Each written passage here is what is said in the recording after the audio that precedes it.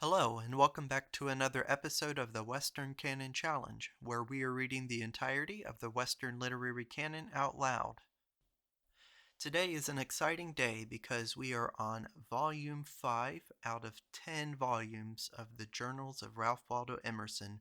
So we are halfway there, in my opinion. I don't know if it works out that way in page numbers, but I guess symbolically we are halfway through, and that's sort of exciting. It's a good sort of marker on our journey through here.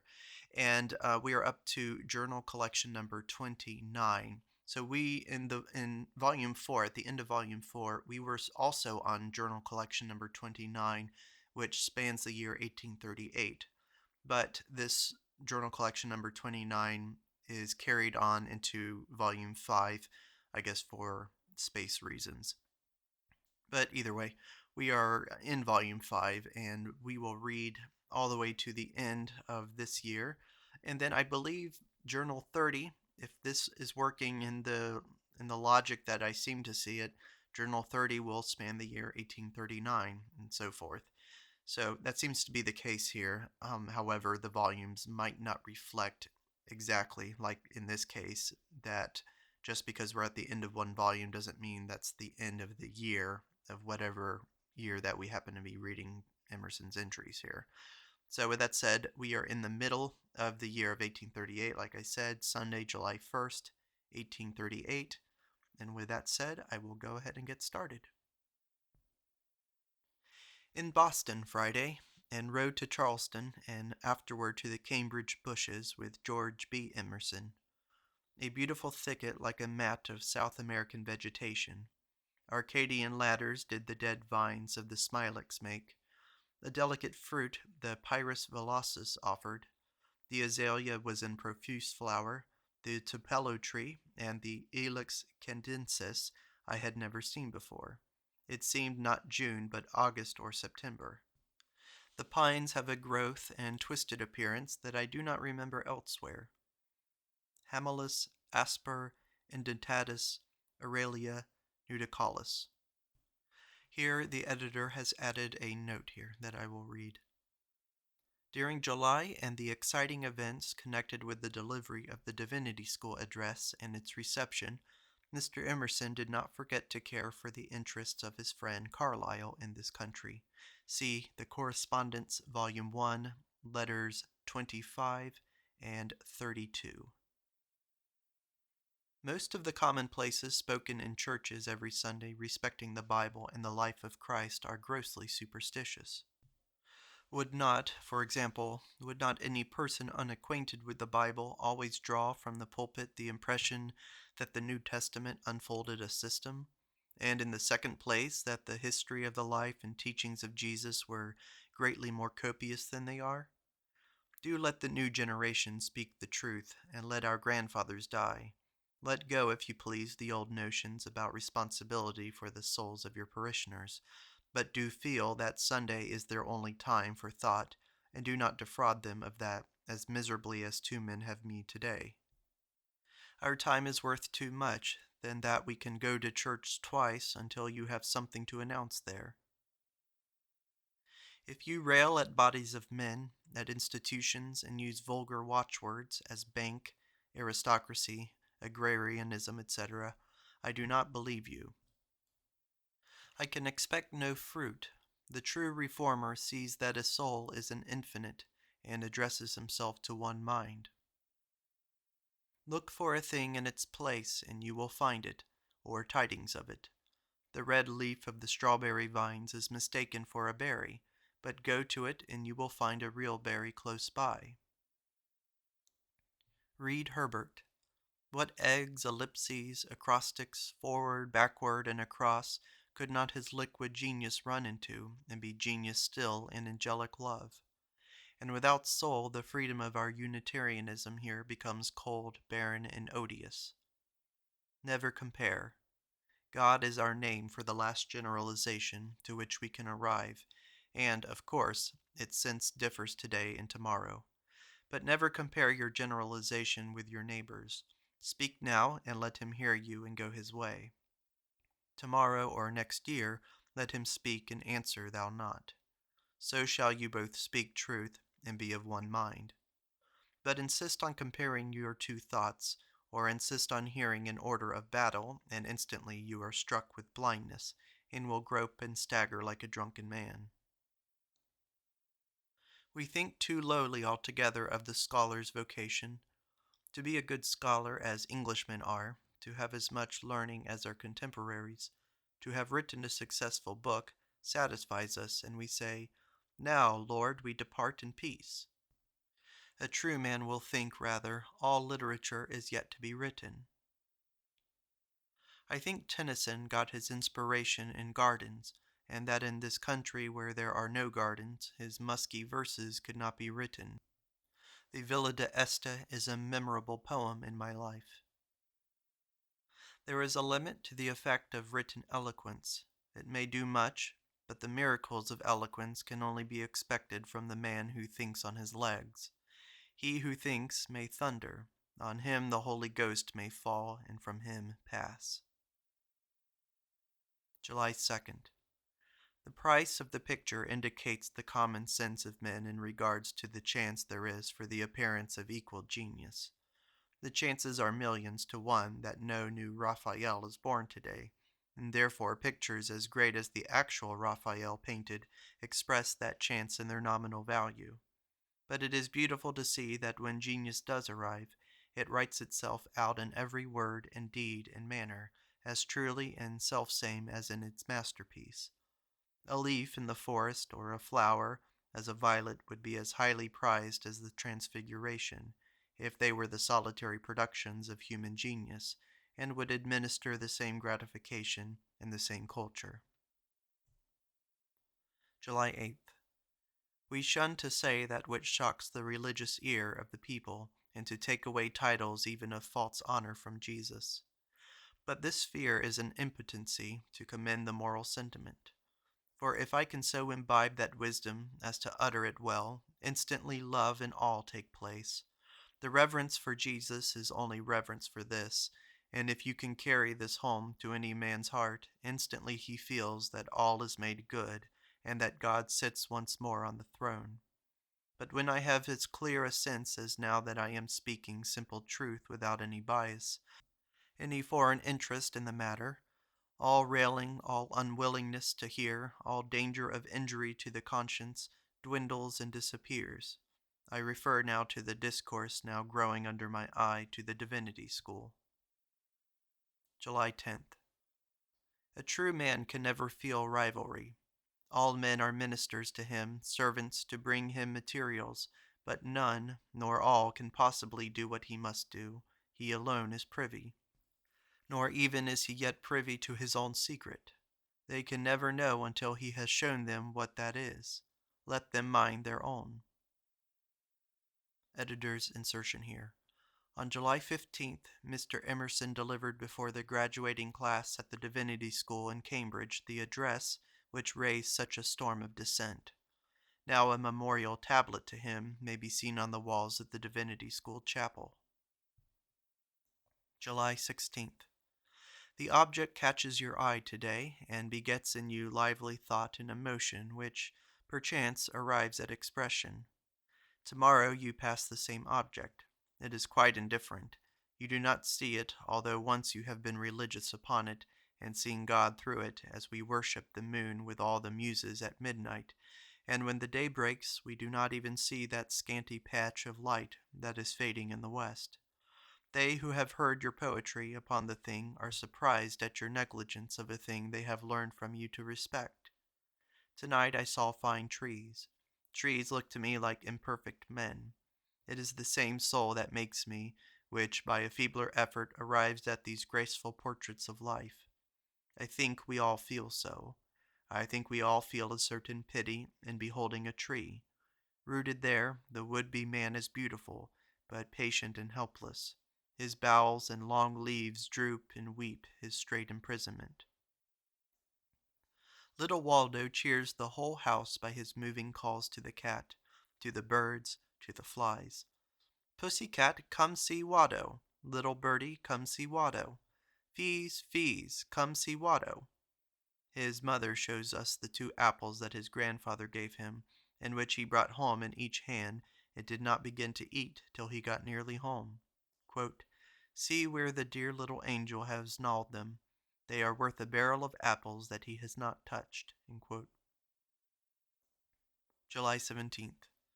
In preparing to go to Cambridge with my speech to the young men day before yesterday, it occurred with force that I had no right to go unless I were equally willing to be prevented from going. Here is a longer note from the editor. Mr. Emerson drove in a chaise from Concord to Hanover, New Hampshire, to deliver the Literary Ethics address with John Keyes, Esquire, a leading citizen and lawyer of Concord, and a Dartmouth graduate, and the young son of the latter, John Shepherd Keyes, later United States Marshal under Lincoln, and Justice of the Middlesex Central District Court, who died in May 1910. The northward journey must have taken 3 days. It is interesting to consider that although the Divinity School address had startled the clergy and the Harvard professors into denunciation of the views therein expressed, no ripple of the storm at Cambridge seems to have reached the orthodox New Hampshire College 6 days later, and Mr. Emerson was kindly received. August 6th. At Dartmouth College, Tuesday, 24th of July. Lydian wonders what the phrenologist would pronounce on little Waldo's head. I reply that his head pronounces on phrenology. It is bad of poverty that it hangs on after its lesson is taught, and it has a bad side. Poverty makes pirates. The senses would make things of all persons, of women, for example, or of the poor. The selfishness in the woman which hunts her betrayer, demands money of him, exposes him, swears a child on him, etc., is only the superficial appearance of soul in her, resisting forevermore the conversion into a thing. As they said that men heard the music of the spheres always and never, so are we drunk with beauty of the whole and notice no particular. August 9th. A short note from the editor. The entry of this date is the criticism on Wordsworth with which the Dial paper, quote, "Europe and the European books," quote, opens. The poet demands all gifts and not 1 or 2 only, yet see the frugality of nature. The men of strength and crowded sense run into affectation. The men of simplicity have no density of meaning. August 10th. If that worthy ancient king in the school books who offered a reward to the inventor of a new pleasure could make his proclamation anew, I should put in for the first prize. I would tell him to write an oration and then print it, and, setting himself diligently to the correction, let him strike out a blunder and insert the right word just ere the press falls, and he shall know a new pleasure. Hateful is animal life resembling vegetable, as when a pear worm is mistaken for a twig of the tree, or a snake for a stick. Lamentation. I told Mr. Withington at the medical rooms in Hanover that this melancholy shows of bones of distortions and diseases was one of the limitations which the man must recognize to draw his plan true. August 14th. Sanity is very rare. Every man almost, and every woman has a dash of madness, and the combinations of society continually detect it. See how many experiments at the perfect man. 1,000 million, they say, is the population of the globe. So many experiments, then. Well, a few times in history, a well-mixed character transpires. Look in the hundreds of persons that each of us knows. Only a few whom we regard with great complacency, a few sanities. Herbert's piece called Constancy is noble, and seems to have suggested Wordsworth's Happy Warrior. August 15th. The sun and the moon are the great formalists. I woke this morning with saying or thinking in my dream that every truth appealed to a heroic character. This does not seem to hold of mathematical as of ethical science. The understanding possesses the world. It fortifies itself in history, in laws, in institutions, in property, in the prejudice of birth, of majorities and libraries and creeds and names. Reason, on the other hand, contents himself with animating a clod of clay somewhere for a moment, and through a word withering all these too old dry cobwebs. The little girl comes by with the brimming pail of whortleberries, but the wealth of her pail has passed out of her little body, and she is spent and languid. So is it with the toiling poet who publishes his splendid composition, but the poet is pale and thin. August 17th. Saw beautiful pictures yesterday. Miss Fuller brought with her a portfolio of Sam Ward's containing a chalk sketch of one of Raphael's Sibyls, of Cardinal Bembo, and the angel in Heliodorus's Profanation, and Thorswalden's entry of Alexander, etc., etc. I have said sometimes that it depends little on the object, much on the mood in art. I have enjoyed more from mediocre pictures, casually seen when the mind was in equilibrium, and have reaped a true benefit of the art of painting. The stimulus of color, the idealizing of common life into this gentle, elegant, unoffending fairyland of a picture, than from many masterpieces seen with much expectation and tutoring, and so not with equipoise of mind. The mastery of a great picture comes slowly over the mind. If I see a fine picture with other people, I am driven almost into inevitable affectations. The scanty vocabulary of praise is quickly exhausted, and we lose our common sense, and, much worse, our reason, in our superlative degrees. But these pictures I looked at with leisure and with profit. In the antiquities, I love that grand style, the first noble remove from the Egyptian block-like images, and before yet freedom had become too free. The Phocion, the Aristides, and the like. The dying gladiator, too, is of an architectural strength. What supportive limbs in these works, and what rests therefore for the eye? A head of Julius Caesar suggested instantly the terror of his beak, the lightning of his eye. A face of command in which presupposed legions and hostile nations. Thorswalden is noble and inventive, and his figures are grand, and his marchers march, but I see in him all the time the Greeks again. I could wish him a modern subject, and then an ignorance of Greek sculpture. Besides, it seemed to me that Alexander wanted a divine head. Raphael's head seemed to show more excellent models in his time than any we have now. His angel driving out Heliodorus is an ideal. The purity, the unity of the face is such that it is instantly suggested, here is a vessel of God. Here is one emptied of individuality, nothing can be more impersonal. This is no Gabriel, no Uriel with passages of private experience and a long biography, but is a dazzling creation of the moment, a divine wrath, as the resisted wave bursts into dazzling foam. Again, the expression of the face intimates authority impossible to dispute. The crest of the angel's helmet is so remarkable that, but for the extraordinary energy of the face, it would draw the eye too much, but the countenance of this god subordinates it, and we see it not. The Sibyl to whom the Messiah is announced is a noble, daring picture with a radiant eye and a lovely, youthful outline of head, and admonishes us that there is a higher style of beauty than we live in sight of.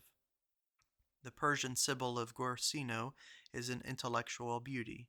A single expression lights the whole picture. How much a fine picture seems to say! It knows the whole world. How good an office it performs! What authentic messengers are these of a wise soul, which thus stamped its thought, and sends out its distinct, undecayed, unadulterated to me, at the end of centuries, and at the ends of the earth. Life is a pretty tragedy, especially for women. On comes a gay dame, of manners and tone so fine and haughty that all defer to her as to a countess, and she seems the dictator of society. Sit down by her, and talk of her own life in earnest, and she is some stricken soul with care and sorrow at her vitals, and wisdom or charity cannot see any way of escape for her from remedialess evils. She envies her companion in return, until she also disburdens into her ear the story of her misery, as deep and hopeless as her own. August 18th.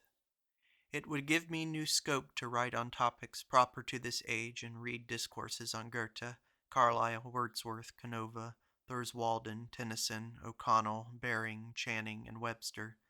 To these I must write up. If I arrived at causes and new generalizations, they would be truly valuable and would be telescopes into the future. Elizabeth Hoare says add the topic of the rights of woman, and Margaret Fuller testifies that women are slaves. Note from the editor. Here follow quotations from Heron's ideas on politics, mutual relations, and commerce of the leading peoples of the ancient world, which are used in history in the first series of essays. Dr. Ripley prays for rain with great explicitness on Sunday, and on Monday the showers fell. When I spoke of the speed with which his prayers were answered, the good man looked modest. I think it must be conceded to books that they are grown so numerous and so valuable that they deserve to have imperfect characters, half-witted persons, and the like persons who are confessedly incapable of working out their own salvation, appointed to study these and render account of them. For want of a learned class, here I am in ignorance, when valuable facts and theories are found until years after their promulgation. August 19th. Always that work is the more pleasant to the imagination which is not now required. Ah, how wistfully, when I have been going somewhere to preach, I looked upon the distant hills. The scholar is a selecting principle. So in every community where aught new or good is going on, God sets down one of these perceivers and recorders. What he hears is homogeneous ever with what he announces. I think myself more a man than some men I know, inasmuch as I see myself to be open to the enjoyment of talents and deeds of other men, as they are not. When a talent comes by, which I cannot appreciate and other men can, I instantly am inferior. With all my ears I cannot detect unity or plan in a strain of Beethoven. Here is a man who draws from it a frank delight. So much is he more a man than I. I noticed in fine pictures that the head subordinated the limbs and gave them all expression of the face. In poor pictures the limbs and trunk degrade the face. So in women you shall see one whose bonnet and dress are one thing, and the lady herself quite another, and wearing withal an expression of meek submission to her bonnet and dress. Another whose dress obeys and heightens the expression of her form. Sympathy. He whose sympathy goes lowest, dread him, O kings, I say to you, dread him.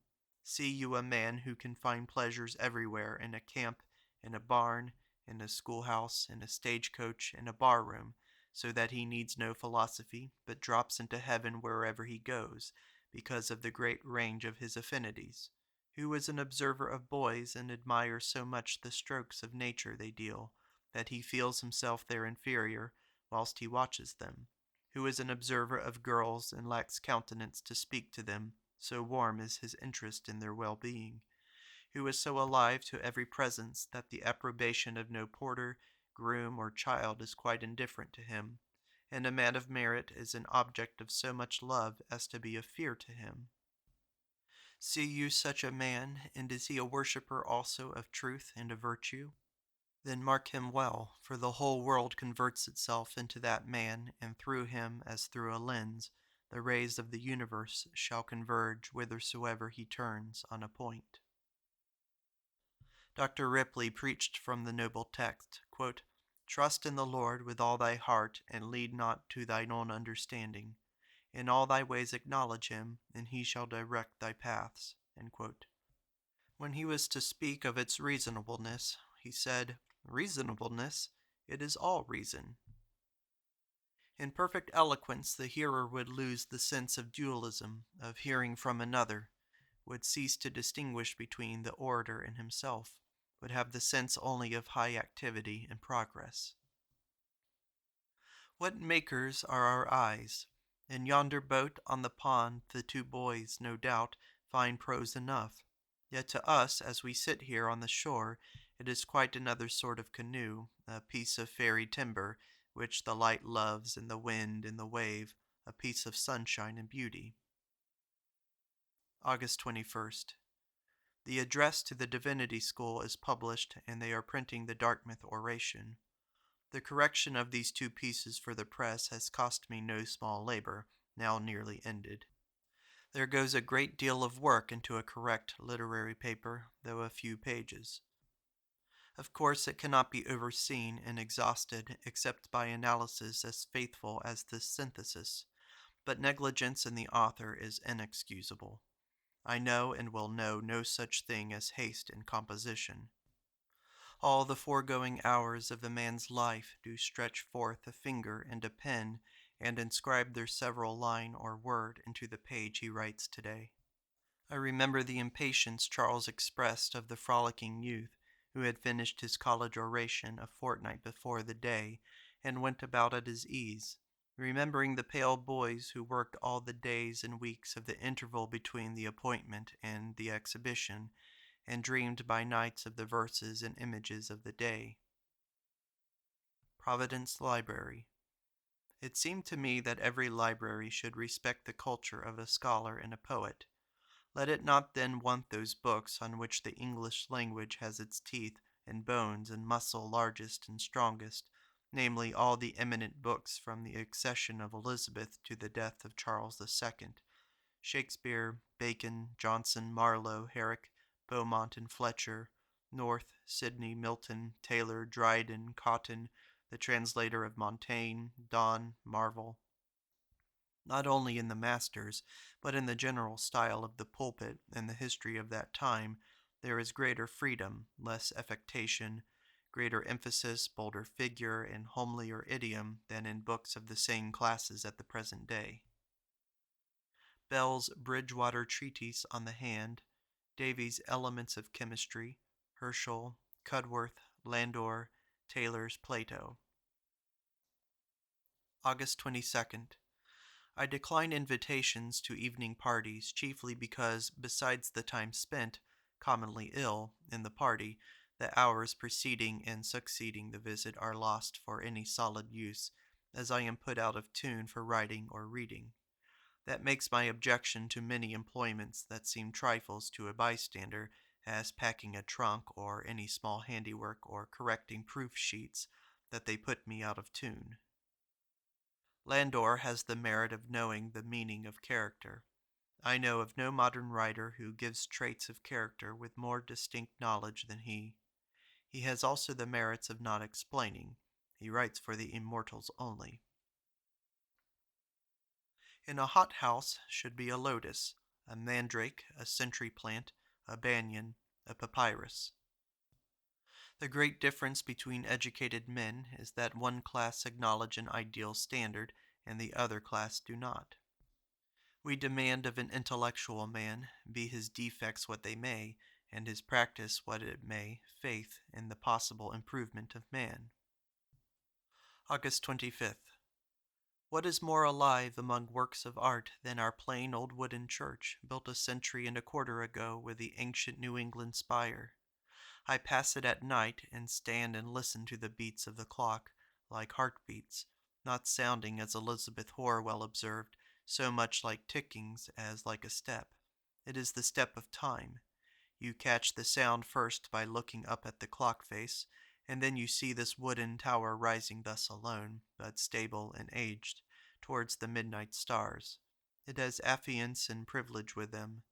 Not less than the marble cathedral, it had its origin in sublime aspirations, in the august religion of man. Not less than those stars to which it points, it began to be in the soul. Samuel Hoare. I know a man who tries time.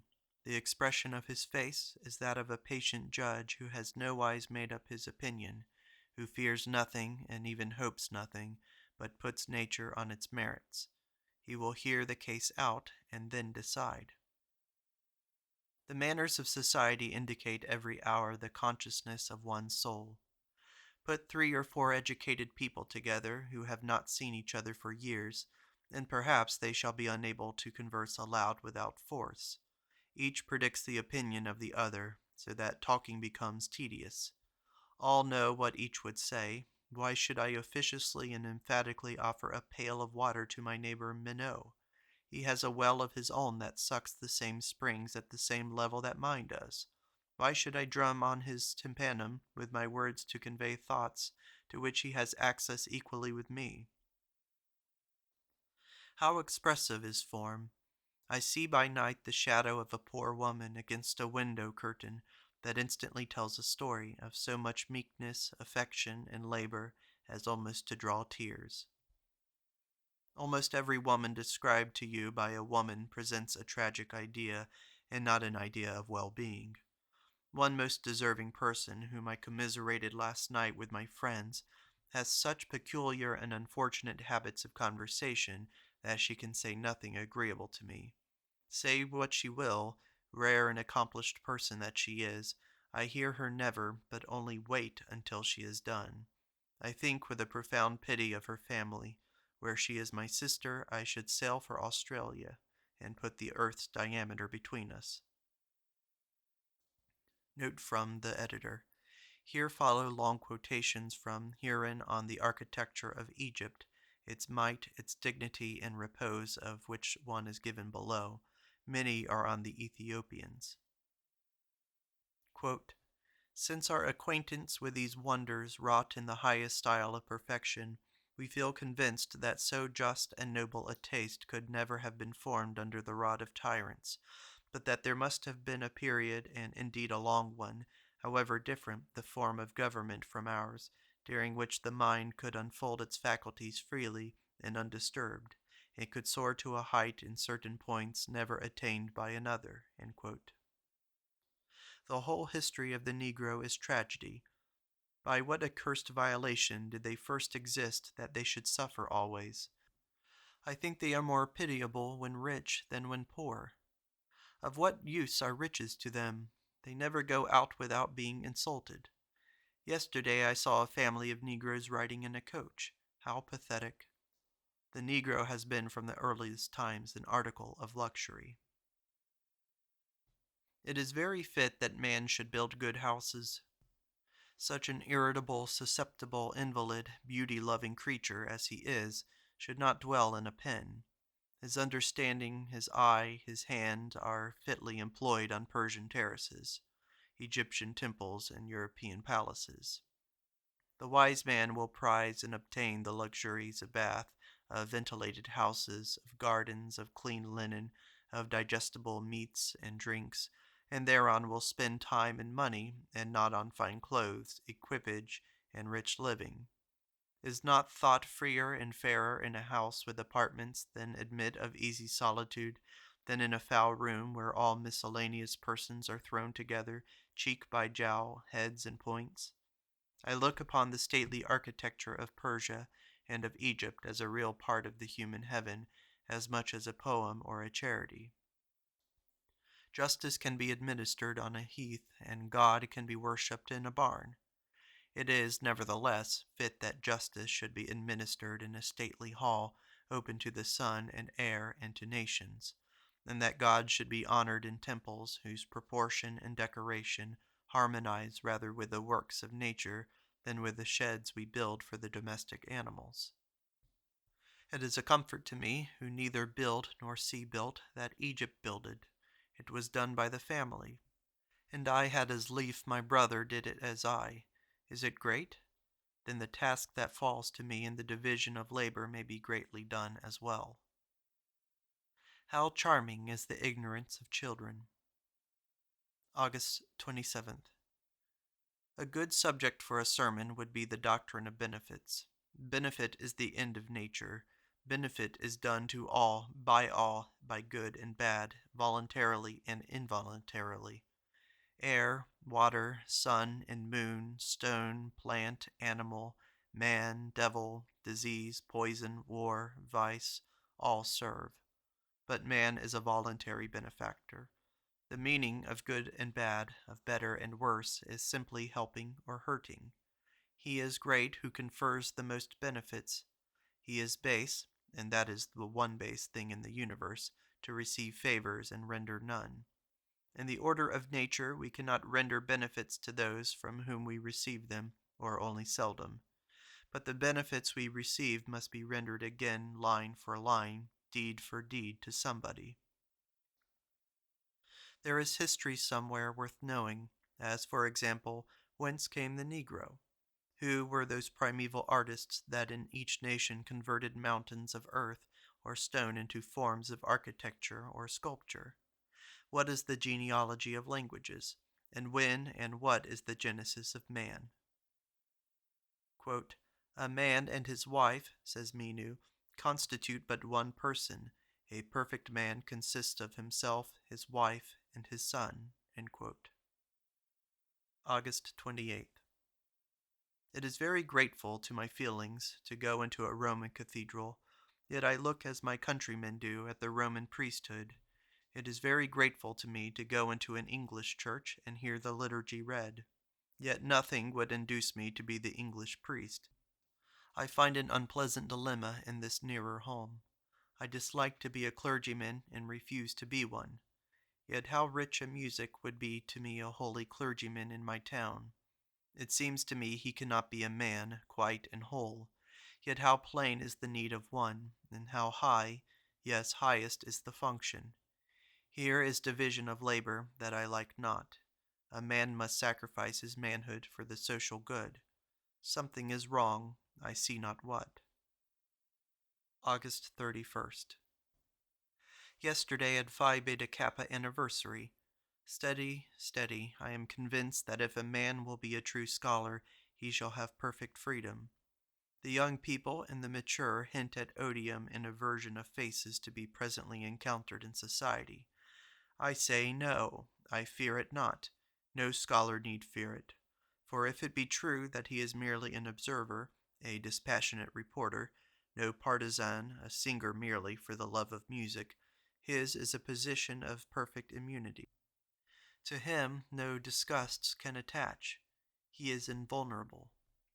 The vulgar think he would found a sect and would be installed and made much of.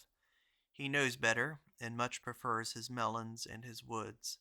Society has no bribe for me, neither in politics, nor church, nor college, nor city.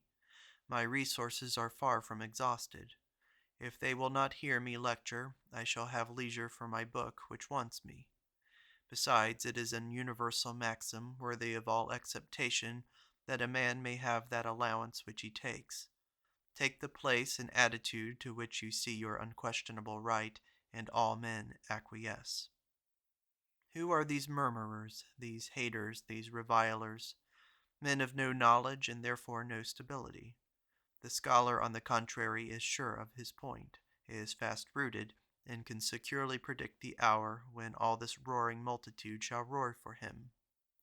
Analyze the chiding opposition, and it is made up of such timidities, uncertainties, and no opinions, that it is not worth dispersing. We came home, Elizabeth Hoare and I, at night from Waltham. The moon and stars and night wind made coolness and tranquillity grateful after the crowd and the festival. Elizabeth in Lincoln Woods said that the woods always looked as if they waited whilst you passed by, waited for you to be gone. But as you draw near home, you descend from the great self-abandonment to nature and begin to ask, what's o'clock, and will Abel be awake and our own doors unlocked? A topic touched at Waltham was the metaphysics of the antagonisms, or shall I say elective affinities observed in conversation. Sometimes we have nothing to say to persons with whom we can talk well enough at other hours. What a lottery, for instance, are my own visits at Waltham. But it is one of the blessings of old friends that you can afford to be stupid with them, whilst these visits are lotteries. The intercourse with others, as George Bradford, never is. He makes my commencement holiday usually, so that this year I feel poor in his absence at Bangor. September 1st. Looked over S.G. Ward's portfolio of drawings and prints. In landscapes, it ought to be that the painter should give us not surely the enjoyment of a real landscape, for air, light, motion, life, dampness, heat, and actual infinite space he cannot give us, but the suggestion of a better, fairer creation than we know. He should crowd a greater number of beautiful effects into his picture than coexist in any real landscape. All the details, all the prose of nature he should omit, and give us only the spirit and splendor, so that we should find his landscape more exalting to the inner man than is Walden Pond or the Pays de Vaud. All spiritual activity is abridgment selection. September 3rd. I have usually read that a man suffered more from one hard word than he enjoyed from 10 good ones. My own experience does not confirm the saying. The censure I either know or fancy does not hit me, and the praise is very good. Is it not better to live in revolution than to live in dead times? Are we not little and low out of good nature now, when if our companions were noble, or the crisis fit for heroes, we should be great also? September 5th. How rare is the skill of writing! I detected a certain unusual unity of purpose in the paragraph leveled at me in the Daily Advertiser, and I now learn it is the old tyrant of Cambridge, Parnassus himself, Mr. Norton, who wrote it. One cannot compliment the power and culture of his community so much as to think it holds 100 writers. But no, if there is information and tenacity of purpose, what Bacon calls longanimity, it must be instantly traced home to some one known hand. George Bradford has been here to my great contentment, and to him I have owed the peace and pleasure of 2 strolls, one to Walden Water, and one to the river and North Meadows. I like the abandon of a saunter with my friend. It is a balsam unparalleled. George says his intellect approves the doctrine of the Cambridge Address, but his affections do not. I tell him I would write for his epitaph, "Pity, 'tis true." I saw a maiden so pure that she exchanged glances only with the stars. Of Proverbs, although the greater part have the smell of current bank bills that one seems to get the savor of all the marketmen's pockets, and no lady's mouth may they soil, yet are some so beautiful that they may be spoken by fairest lips unblamed, and this is certain, that they give comfort and encouragement, aid and abetting to daily action. For example, there are as good fish in the sea as ever came out of it, is a piece of trust in the riches of nature and God which helps all men always. Is it so? Is there another Shakespeare? Is there another Ellen? This is the end of Part 5 of Emerson's Journal Collection number 29, dating from the year 1838, when the author was 35 years old. In the next video, we will pick up where we left off with September 8th. Thank you for listening.